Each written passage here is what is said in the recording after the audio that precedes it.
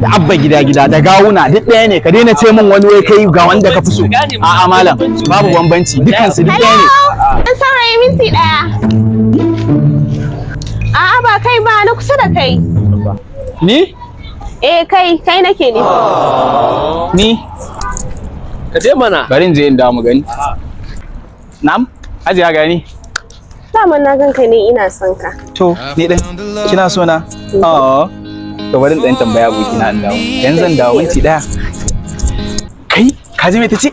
Wai tana so na. Dan Allah Na ba. rantsi da Allah ta ce tana so na. Baba wannan yariyan ka samu wannan yariyan ai normal ne kuma wallahi akwai kai wannan da ganin ta gidan masu kuɗi ne wallahi. Wallahi da alamu ai gidan masu kuɗi ne kai. Yanzu ya kake gani? Ba kai sauri ka. Ni ma in ce ina son ta. Ka ce kana son ta da gudu ma kai yanda ake an san wutan nan faka je ka an so wannan ban da Allah. Wani minti dai. Wannan ya gaggabari kanka ta kulle ai. Bari in karɓo wannan namba. Bari in karɓo namba. You be mumu. You think say they wise? Ya ce ba damuwa. Mumu man. To shikenan bara na baka kati na. To, In su ya so an jima za ka iya zuwa gidanmu. ba damuwa. Address din ne yaran? So za mu zo insha Allah. Mun gode sosai. Shikenan. Sai an jima, bye. So this is love.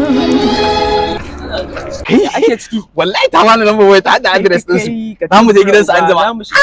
Ka shirya za mu shiga. Za mu shiga ba damuwa. Na gode sai mu je kawai. Yan matan arewa idan kun ga samari kuna so ku dinga ce musu kuna so.